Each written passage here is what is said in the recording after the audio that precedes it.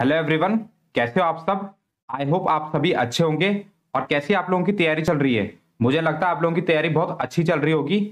आज हम लोग डिस्कस करेंगे बहुत ही ज्यादा important topic, one of the most important topic के बारे में, जो कि आपके 20 मार्क्स कैरी करते हैं। अगर हम लोग बात करें क्लास 10th की, तो ये सारे सब्जेक्ट में आपके 20 मार्क्स कैरी करते हैं। और अगर हम लोग बात करें क्लास 12th की, जो आपके लैंग्वेज सब्जेक्ट है जैसे कि हिंदी, इंग्लिश, उसमें 20 मार्क्स कैरी करता है। और हम लोग बात करें मैथ्स की क्लास 12th में, तो उसमें भी आपके 20 मार्क्स कैरी करता है। जी हाँ, हम लोग बात कर रहे हैं इंटरनल असेसमेंट की। बहुत ही बड़ा वेटेज है 20 मार्क्स। 100 में से अगर हम लोग बात करें, 80 मार्क्स का आपका थ्योरी एग्जाम है, आपको पता होगा, और 20 मार्क्स का आपका इंटरनल असेसमेंट है। क्लास 10th में सारे सब्जेक्ट में है, और क्लास 12th में हिंदी, इंग्लिश, मैथ्स और भी सब्जेक्ट्स में है, बट ये मेजर सब्जेक्ट्स की मैं बात कर रहा हूँ। इंटरनल असेसमेंट की वैल्यू तब पता चलती है जब किसी के 98 मार्क्स आ रहे हो, 99 मार्क्स आ रहे हो, एक या दो नंबर से 100 आउट ऑफ 100 रुक जाता है, उसको इसकी वैल्यू पता होती है। किसी के 88 89 मार्क्स आ रहे हो, दो नंबर से 90 का जो फील है वो आप लोगों को अलग ही पता है कैसा होता है।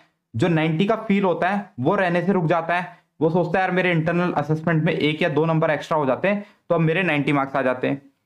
किसी के 58 मार्क्स हैं, 59 मार्क्स हैं, एक दो नंबर से 60 मार्क्स जो टच कर सकता था वो फर्स्ट डिवीजन से पास हो जाता, तो उसको उसकी वैल्यू पता होती है। तो इंटरनल असेसमेंट की वैल्यू उसको पता होती है जहां पे जब आप लोगों के एक मार्क्स से जो आप लोग चाहते हो स्कोर, वो स्कोर ना कर पाओ। इस वीडियो में हम लोग बात करेंगे सीबीएसई की क्या गाइडलाइंस हैं और क्या करिकुलम है, किस बेसिस पे आपको इंटरनल असेसमेंट में मार्क्स मिलने चाहिए, मतलब स्कूल वालों को क्या इंस्ट्रक्शन है। इसके अलावा हम लोग बात करेंगे कि एक्चुअल में स्कूल क्या फॉलो करता है और किस बेसिस पे आपको इंटरनल असेसमेंट के मार्क्स देता है। और लास्ट में हम लोग बात करेंगे कैसे आप लोग अपने इंटरनल असेसमेंट के मार्क्स इंप्रूव कर सकते हो। अगर आप लोगों के 18 मार्क्स आ रहे हैं, 17 मार्क्स आ रहे हैं, कैसे आप लोग 20 आउट ऑफ 20 ला सकते हो। इसके अलावा हम लोग बात करेंगे अगर आप लोगों के 15 मार्क्स आ रहे हैं तो आप लोग कैसे 17 18 मार्क्स तक पहुंच सकते हो। और हम लोग बात करेंगे किन स्टूडेंट को 20 आउट ऑफ 20 मार्क्स मिलते हैं इंटरनल असेसमेंट में। कंप्लीट बात करेंगे, वीडियो कंप्लीट देखना, काफी ज्यादा इंटरेस्टिंग होने वाला है। सबसे पहले देख लेते हैं सीबीएसई की क्या गाइडलाइंस है स्कूल वालों को किस बेसिस पे इंटरनल असेसमेंट के मार्क्स देने चाहिए।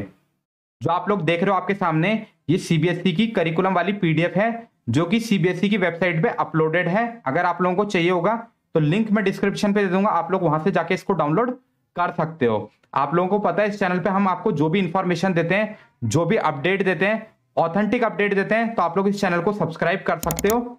चलिए चलते हैं इंटरनल असेसमेंट वाले पेज पे। जैसे कि आप सभी को पता है इंटरनल असेसमेंट 20 मार्क्स का होता है।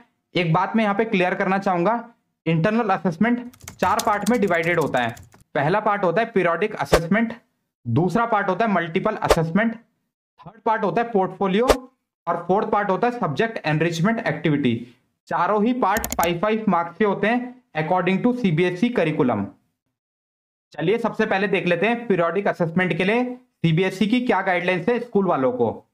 स्कूल वालों को यह कहा गया है कि स्कूल में पीरियोडिक टेस्ट होने चाहिए जिसमें कि मैक्सिमम 3 टेस्ट होंगे।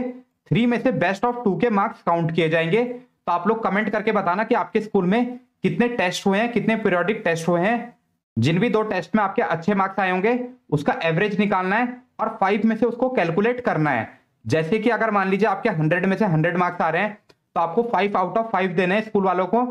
अगर आपके 80% मार्क्स आ रहे हैं तो आपको 4 मार्क्स देने हैं, और अगर आपके 60% मार्क्स आ रहे हैं तो आपको 3 मार्क्स देने हैं स्कूल वालों को। चलिए नेक्स्ट देखते हैं मल्टीपल असेसमेंट। देखते हैं मल्टीपल असेसमेंट में क्या क्या चीजें आती है, किस बेसिस पे मार्क्स मिलते हैं। सबसे पहले आप लोग देख सकते हो ऑब्जर्वेशन। इसका मतलब यह है कि टीचर आप पे ऑब्जर्वेशन रखेगी, ध्यान रखेगी कि किस तरह का स्टूडेंट है, कितना एक्टिव है, कितना ध्यान देता है क्लास में।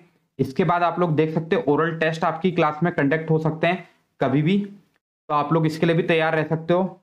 इसके अलावा इंडिविजुअल और ग्रुप वर्क आपको मिल सकता है, क्लास डिस्कशन इसके अंदर आते हैं, फील्ड वर्क आ सकता है। इसके अलावा आपकी क्लास में क्विजेस कंडक्ट हो सकती हैं, प्रोजेक्ट आपको कोई मिल सकता है, ये भी इसके अंदर आता है, एक्सपेरिमेंट्स वगैरह आ सकते हैं इसमें।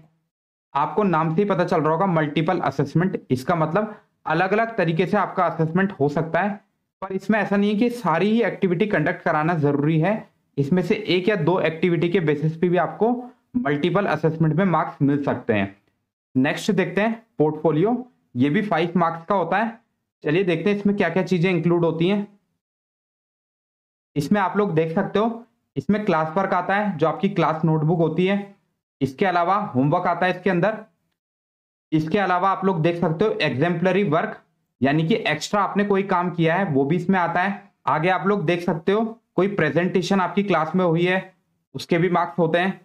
असाइनमेंट आपको दिए गए हैं उसके भी मार्क्स होते हैं। और किसी एक्टिविटी में आपने पार्टिसिपेट किया है पूरे साल भर में, तो वो चीजें भी इसमें आती है। तो आप लोग कह सकते हो कि पूरे साल का ये लेखा जोखा होता है। इसके अलावा आपकी कोई स्ट्रेंथ है, वीकनेस है, वो भी इस पोर्टफोलियो में इंक्लूड होती है। इसके अकॉर्डिंग आपको मार्क्स मिलते हैं। तो हम लोग कह सकते हैं ये पूरे साल भर का आपका लेखा जोखा होता है। मतलब आप लोगों ने साल भर में क्या क्या एक्टिविटी की है, आप लोगों ने नोटबुक बनाई है अच्छे से, आपने होमवर्क किया है, उसके साथ साथ कोई एक्स्ट्रा चीजें आप लोगों ने की है, तो ये सब चीजों से आपका पोर्टफोलियो बिल्डअप होता है। तो ये सीबीएसई की गाइडलाइंस है, इसके अकॉर्डिंग स्कूल वालों को आपको 5 मार्क्स अलॉट करने चाहिए। नेक्स्ट है आपका सब्जेक्ट एनरिचमेंट एक्टिविटी, ये भी 5 मार्क्स का है। तो देखते हैं इसमें क्या क्या चीजें आती हैं। आप लोग देख सकते हो जो आपके लैंग्वेज सब्जेक्ट होते हैं जैसे कि हिंदी और इंग्लिश, इसमें ऐसी एक्टिविटी आपके स्कूल में कंडक्ट कराई जा सकती है जिसमें कि आपकी लिसनिंग और स्पीकिंग स्किल्स चेक हो। इसके अलावा कोई ऐसे सब्जेक्ट हैं जिसमें कि प्रैक्टिकल्स होते हैं जैसे कि साइंस एंड मैथ्स, तो इसमें आपके स्कूल में कोई एक्टिविटी कंडक्ट कराई जा सकती है, एक्सपेरिमेंट्स कंडक्ट कराए जा सकते हैं, कोई लैब एक्टिविटी कंडक्ट कराई जा सकती है। तो ये प्रैक्टिकल सब्जेक्ट्स में है। और लास्ट में आप लोग देख सकते हो अगर आपका सोशल साइंस का सब्जेक्ट है तो इसमें आपको प्रोजेक्ट मिल सकते हैं, प्रोजेक्ट बनाने को दिए जा सकते हैं जो कि रिलेटेड होंगे आपके आर्ट एंड कल्चर से, जिसमें कि आपकी लाइफ स्किल्स चेक होंगी। तो ये सब चीजें सीबीएसई की तरफ से स्कूल वालों को गाइडलाइंस है कि किस तरह से इंटरनल असेसमेंट के मार्क्स आपको मिलने चाहिए। बट एक्चुअल में ऐसा नहीं होता है, स्कूल वाले स्टूडेंट्स को इन सब बेसिस पे मार्क्स नहीं देते हैं। तो चलिए देखते हैं किस बेसिस पे स्कूल वाले मार्क्स देते हैं स्टूडेंट्स को। सबसे पहले मैं आपको बता दूं, जो स्कूल वाले हैं वो 3 कैटेगरी में स्टूडेंट्स को बांट के रखते हैं। पहला होता है टॉपर्स, दूसरा है एवरेज स्टूडेंट और थर्ड है बिलो एवरेज। टॉपर से मेरा मतलब है जो स्टूडेंट्स पीरियोडिक एग्जाम्स में, जो पीरियोडिक टेस्ट होते हैं आपके स्कूल में, उसमें 35 प्लस या 35 के आसपास नंबर लाते हैं, मतलब टॉप 5 में जो स्टूडेंट्स होते हैं उनको टॉपर की कैटेगरी में रखते हैं स्कूल वाले। इसके अलावा जो एवरेज स्टूडेंट होते हैं उनकी अगर मैं बात करूं तो 25 से लेकर 35 जिनके मार्क्स होते हैं पीरियोडिक टेस्ट में, उनको एवरेज स्टूडेंट की कैटेगरी में रखते हैं। और जो थोड़े से अटेंटिव होते हैं स्कूल में, मतलब थोड़ा सा ध्यान देते हैं चीजों में, उनको भी एवरेज स्टूडेंट की कैटेगरी में रखते हैं। अगर हम लोग बात करें बिलो एवरेज स्टूडेंट की, तो बिलो एवरेज से मेरा मतलब है जो स्टूडेंट 25 से नीचे मार्क्स लाते हैं अपने पीरियोडिक टेस्ट में, क्लास में भी ध्यान नहीं देते हैं, उन स्टूडेंट्स को बिलो एवरेज कैटेगरी में रखता है स्कूल। अगर मार्क्स की बात करें तो टॉपर्स को मिलते हैं 20 आउट ऑफ 20। एवरेज स्टूडेंट की बात करें तो 17 या 18 मार्क्स के अराउंड मिल जाते हैं। अगर बिलो एवरेज स्टूडेंट की बात करें तो उसे अप्रोक्सीमेटली 15 मार्क्स मिल जाते हैं। मतलब 15 तो सभी स्टूडेंट को मार्क्स मिल जाते हैं जब तक कि आपने स्कूल में कोई मिसबिहेव नहीं किया। तो हम लोग कह सकते हैं नॉर्मली 15 से नीचे किसी भी स्टूडेंट को नहीं मिलता है जब तक आप लोग मिसबिहेव कैटेगरी में नहीं आते हो, आपकी इमेज बहुत ज्यादा खराब ना हो। हर स्कूल चाहता है कि जो उनके स्कूल का टॉपर है वो सीबीएसई में भी टॉप करे, सीबीएसई में स्कूल को रिप्रेजेंट करे सीबीएसई की टॉपर लिस्ट में। मान लो टॉपर के 80 आउट ऑफ 80 आते हैं थ्योरी एग्जाम में, तो अगर स्कूल वाले मार्क्स कम दे देंगे तो उसके 100 आउट ऑफ 100 कैसे बनेंगे। तो स्कूल वाले ये चाहते हैं कि मार्क्स में कोई कमी ना आए, इसलिए पहले ही 20 आउट ऑफ 20 दे देते हैं स्टूडेंट को, ताकि उसका बोर्ड में 100 आउट ऑफ 100 बन सके और वो स्कूल को रिप्रेजेंट कर सके सीबीएसई की टॉपर्स लिस्ट में। मैं आपको एक एग्जाम्पल के थ्रू बताता हूं ये चीज। आप लोगों ने देखा होगा जो टॉपर्स होते हैं, जो प्रीवियस ईयर के टॉपर्स होते हैं, उनको देखा जाता है। मान लो स्टूडेंट 10th में है तो उसका 9th का रिकॉर्ड देखा जाएगा। अगर वो चाहता है, ये कुछ स्कूलों में होती है चीजें, अगर वो चाहता है कि उसको आईआईटी की कोचिंग करनी है, स्कूल नहीं आ सकता है रेगुलर, तो उसको परमिशन मिल जाती है स्कूल वालों से। बच्चा क्या करता है, पेरेंट्स को लेके जाता है स्कूल में, स्कूल वाले उसका पुराना रिकॉर्ड देखते हैं, एक टेस्ट लेते हैं। अगर उन्हें लगता है स्कूल वालों को कि ये अच्छा स्कोर कर लेगा बोर्ड के पेपर में, तो स्कूल वाले परमिशन दे देते हैं जेई की तैयारी के लिए, नीट की तैयारी के लिए, जो भी प्रिपरेशन स्टूडेंट को करनी होती है बस ये शर्त होती है स्कूल वालों की कि आपको पीरियोडिक टेस्ट देने पड़ेंगे। तो वो केवल पीरियोडिक टेस्ट देने आते हैं स्कूल में। अगर उनका पीरियोडिक टेस्ट में अच्छा स्कोर आता है तो उन्हें 20 आउट ऑफ 20 मार्क्स दिए जाते हैं इंटरनल असेसमेंट में। चलिए बात करते हैं कैसे एवरेज स्टूडेंट टॉपर्स कैटेगरी में जा सकता है, यानी कि 20 आउट ऑफ 20 ला सकता है इंटरनल असेसमेंट में। आपके स्कूल में पीरियोडिक टेस्ट ऑलरेडी हो चुके होंगे, तो आपके स्कूल में प्री बोर्ड के जो एग्जाम्स हैं, अगर फर्स्ट प्री बोर्ड हो चुका है, सेकंड प्री बोर्ड आपके सामने है, तो आप लोग उसमें अच्छा स्कोर करो। इसके अलावा स्कूल में आपके क्लासेस में जो भी होता है, एक्स्ट्रा क्लासेस चल रही हैं या नॉर्मल क्लासेस चल रही हैं, तो आप उसमें अटेंटिव रहो। आप लोग जो भी क्वेश्चंस टीचर आपसे पूछते हैं या क्लास में पूछते हैं, आप लोग उसका आंसर करो, एक्यूरेट आंसर करो। तो चीजों को आप लोग रिवाइज करो, जो भी आपका सब्जेक्ट है उसको अच्छे से पढ़ो। इससे आपका क्या होगा, 20 आउट ऑफ 20 मिलने के पूरे पूरे चांसेस बनेंगे, क्योंकि स्कूल वाले भी चाहते हैं जो बच्चे इंप्रूव कर रहे हैं उनको भी अच्छा स्कोर दिया जाए इंटरनल असेसमेंट में। इसके अलावा स्कूल वाले कोई असाइनमेंट दे रहे हैं आपको, कोई ओरल टेस्ट दे रहे हैं, कोई आपको कॉपी बनाने के लिए कह रहे हैं, कॉपी शो करने के लिए कह रहे हैं, तो आप लोग उस कॉपी में क्या करो, जो स्कूल में तो कराया वो तो करना ही है, इसके अलावा एक्स्ट्रा क्वेश्चंस भी उस कॉपी में करो। इससे क्या होगा, टीचर के सामने एक आपकी अच्छी इमेज बनेगी।